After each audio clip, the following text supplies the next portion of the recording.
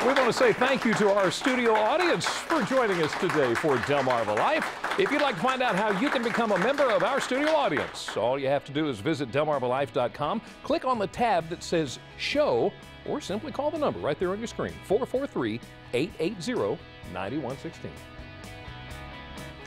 Well, it can certainly be scary out there. One minute you're paying for something in the checkout line, the next minute your bank account is drained and you're the victim of a scam. You never know who is looking over your shoulder, watching your every move so they can make you a victim.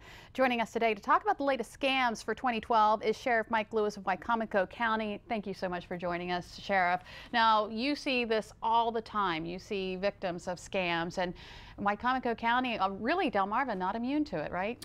You know, Lisa, just last week, my chief deputy, Gary Baker, was scammed of $2,300 credit card fraud right here in Wicomico County. That occurred with a member of our agency. So this is very, very common. Yeah. Scams are very common. And as recently as Saturday, a sheriff's deputy here in Wicomico County stopped a vehicle for a seatbelt violation on Roger Street here in Salisbury. And they searched that car based on indicators of criminal activity and recovered nearly $23,000 in cash, which led to one of the largest scamming operations United States Customs Service has ever seen in our region. And it occurred right here in Wicomico County. Wow. Which resulted in sheriff's deputies, members of our WBI and U.S. Customs executing a search and seizure warrant on a home here in Salisbury, where they recovered many, many scamming devices that are used to affix to the front of an ATM machine. And loyal customers go up to an ATM machine, they put their card inside the machine, and these scanning devices that have been affixed to this ATM, unbeknownst to customers, now has not only your credit card number, but your PIN number and your name. And upon executing a search and seizure warrant on the home here in Salisbury, we've recovered very sophisticated and elaborate equipment capable of manufacturing credit cards on the spot. Wow. So for us people who use ATM machines, how do we avoid that, that doesn't happen? Situational awareness. Situational awareness is something you really need to be cognizant of. Is there anyone sitting out in the parking lot in a vehicle watching you go up to this ATM machine? Because they will quickly disconnect this scanning device, plug it into a laptop computer with a USB port, and instantly download the information they've just scammed from your credit card. So this is something that's been going on for a while. The 3 individuals we arrested are from another country. They're not even from the United States of America. And one of the 3 was in the country illegally. So it's something that we're currently working on, and this case has really exploded. In one agent's words, he said this is a career case for any police officer. That's amazing. Now, the other scams that you're going to talk about have to do with emails and our computers, the first being phishing with a PH, I.S. Phishing with a PH. Yeah. Phishing with a PH is it's a type of scam where we all get emails every day in our email accounts.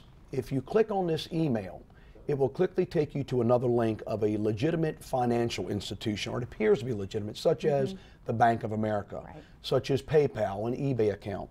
And when you click on that, you should never click on any links in your emails unless you know who obviously the sender was. Once you click on that, they now have your account information. They have vital information to you, your security, and the financial institution where you do business.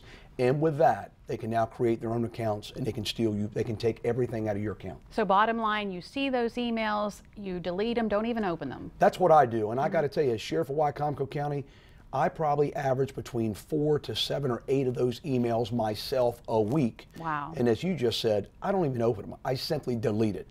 If I don't recognize the sender, if I'm not expecting an email from someone, I delete that email. All right. The next one we want to talk about is if it appears to be too good to be true, then it probably is. We're talking about those offers that you get in the email. And I want to start by saying what you just said. If it appears to be too good, it's too good to be true. No question about it. Gift card scams are another one. Gift card scams have been out for a while, and it's a legitimate way for criminals to launder illegally gotten money. And they do it all the time. And same way with gift cards you see in Lowe's or you see in some type of department stores. There are numbers on the back of those gift cards. People write those numbers down. Once that gift card is activated after you've purchased it, you go to use a gift card and find out it's already been drained. They will wait for you to activate that card, and they will quickly use that gift card. Really? You got to be very, very careful about these gift cards. Absolutely. All right. And we also want to talk about giving money to charity. Every once in a while I get an email from what appears to be a legitimate charity, but it could be a scam.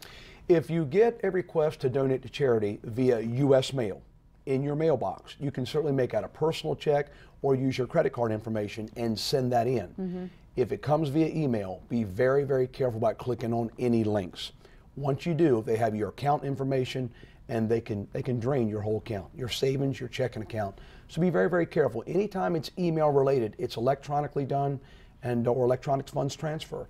Be very cognizant of what you're doing because they can drain your account. All right, thank you so much, Sheriff Mike Lewis of Wicomico County. Still ahead on Delmarva Life, are you an egg eater? Jimmy? So, do you eat eggs? Well, this little thing is supposed to make it easier to eat hard-boiled eggs. We're going to put it to the test coming up on Delmarva Life.